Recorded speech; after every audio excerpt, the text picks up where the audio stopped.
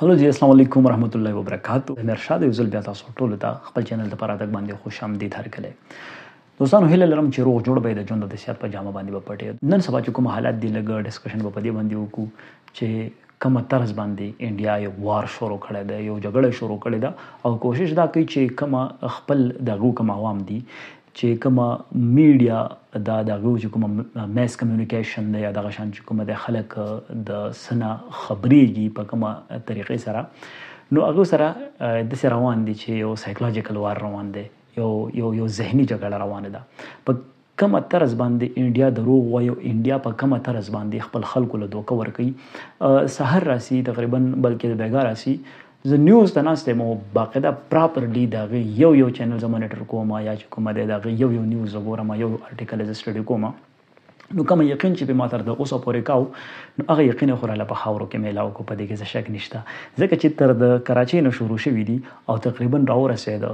پېښور ته او داسې پسې بره روان دي، نو داسې لګي یو داسې خوف پیدا کړی دی، داسې ویره پیدا کړې ده چې بالکل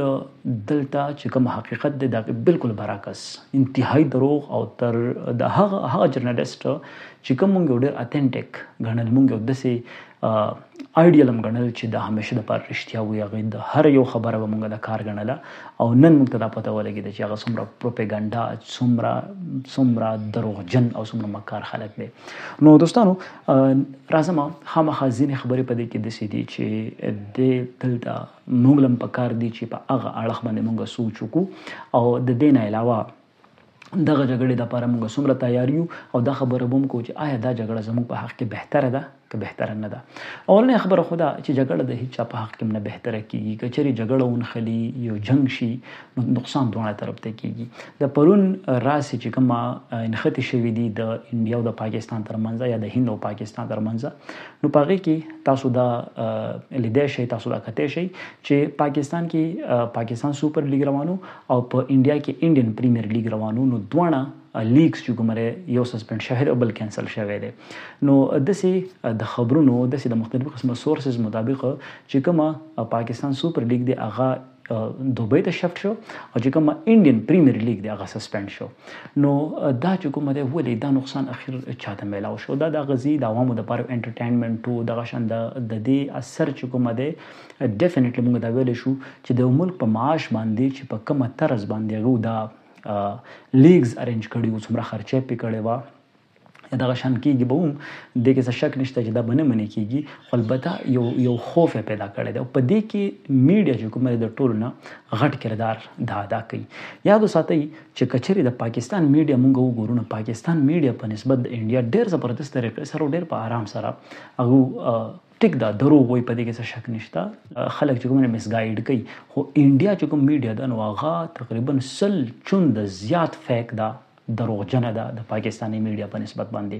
که چېرې ته په سوشل میډیا باندې خپل د انډین ملګري سره میلاو شي یا د هغې سره چیټ شروع کړي، نو ډیفینټلی وایي چې زه د دې جګړې په حق کې نه یم. که یو پاکستاني دوست سره میلاو شي هغه هم دا وایي چې زه د دې جګړې په حق کې نه یم. جګړه په څه باندې ده؟ جګړه ثمره به دلته راوړي او څنګه به مونږ ښه کړي. لږ راځو په ټیکنالوژي باندې خبره کوو. دوستانو یو خبره دا ده چې لکه یو کنونشنل وارز چې کومه په 65 کې شوی دی یا 71 کې شوی دی، نو د هغې دور هم تللی دی. مونږ پاکستانیانو ته همدا پکار ده چې که چېرې مونږ د ماډرن ټیکنالوژي سره ځان عادت نه کړو، ماډرن چې کومه ټیکنیکل اکوپمنټس دي، دغه شان چې کومه ماډرن اکوپمنټس دي، کومه چې په دې جګړو کې پکار راځي، کومه چې خلک د خپل ډیفینس لپاره استعمالوي، یو ملک د خپل دفاع لپاره استعمالوي، که چېرې د هغه څیزونو سره مونږ ځان اشنا نه کړو او دغه څیزونو سره مونږ ځان بلد نه کړو، یاد وساتئ چې دا به مونږ ته ډېر غټ زیان، ډېر غټ نقصان به راکړي. ټیک ده، ډرونز راغلي دي د انډیا د اړخه چې کومه اسرائیل ساخته ډرونز دي، میډ ان اسرائیلز دي، میډ ان اسرائیل دغه ډرونز دي، د هغې د وجې نه دلته چې کومه دی ټیک ده نقصانونه ډېر ونه شو، د بارډر یې کراس کړی دی، زموږ ایریا ته راننوتي دي او دلته باقاعده زموږ چې کومه پاکستان آرمي دا فورسز دي باقاعده هغې هیټ کړي دي، هغې راغورځولي دي. خو دا اسرائیل ساخته ډرونز چې دا بغیر څه د پایلټ نه یو آټو فلایټ چې کومه سروس دا ورکوي او کومه اسلحه دا راوړي یا دلته یې راچوي یا چې کومه دی سوسایډل ډرونز دي چې په خپله سوسایډ کې رالویږي او چې څنګه راولویږي او دماکه وشي. نو یاد وساتئ چې دا یو قسم لا زده څه ویلی شم چې کومه د خودکش کنسپټ دی نو هغه چې کومه د ختم کړی دی، ځکه یو مشین یې داسې تیار کړی دی چې هغه ستا دپاره خودکشۍ ته تیار دی او چې هغوی په کوم ځای باندې وغواړي نو په هغه ځای باندې هغه وغورځولی شي. نو دا خبره ده چې یوازې دغه ټیکنالوژي نه بلکې دنیا دې حد ته رسېدلې ده چې نن سبا ډېر ملکونه داسې دي چې هغه چې کومه بارډر سیکیورټي کوي باقاعده په روبوټس باندې کوي، باقاعده په آرټیفیشل انټیلیجنس مختلف قسمه ذرایعو سره هغوی خپل بارډر سیکیورټي کوي. او یاد وساتئ چې دا دومره پریسایز او دومره اکوریسي سره د دغه خیال ساتي چې دا یو انسان نشي کولی. اوس دلته چې کومه زه د ټیکنالوژي خبره تاسو ته کومه نو یوازې دا نه، لکه دا خو اپریشیټ کول پکار دي چې کم از کم دا یو اتنټیک سورس یا فرنچ میډیا دا خبره حقیقت ګڼلې ده چې د پاکستان چې کومه ایرفورس ده، واحد ایرفورس دی چې د رافیل غوندې مضبوطه طیاره چې کومه موږ په انډیا باندې خرڅه کړې وه هغې راغورځولې ده، خو پاکستان میډیم دا دعوه کوي چې تقریبا موږ 15 طیارې د هغونه راغورځولې دي. نو موږ سره خلک شته، موږ سره چې کومه دی بریو سولجرز شته، موږ سره چې کومه دی ښه زبردست فورس شته، خو یو کمی چې کومه په موږ کې دی زموږ ایجوکیشن، کومه چې زموږ ټیکنیکل ایجوکیشن دی، کومه چې زموږ په ای آی باندې کار کول دي یا دغه شان چې کومه دې څیزونه سره ځان بلد کول دي. نو زه دا خواست کوم چې کومه کنونشنل ایجوکیشن سیسټم دی په دې کې څه نه څه بدلون راوسته پکار دي. زه دلته تاسو ته وایم چې یو بله ټیکنالوژي چې کومه انتهایی لکه که چېرې تاسو د دغې نه خبر شوئ او دا د دې په باره کې تاسو واورېدو نو تاسو به حیران دریان پاتې شئ. هغه څه چې د هغه د سټیلت ټیکنالوژي، ګوره سټیلت ټیکنالوژي زه تاته وایم مثال درله در کوم چې مثال په طور باندې یو جهاز راغی هغه ستا ایریا ته راننوتو نو خامخا هلته به ریډار هغه څه کوي، هغه جهاز د هغې چې کومه موجودګي ده په دې فضا کې په دې هوا کې به تاته د هغې اندازه لګوي.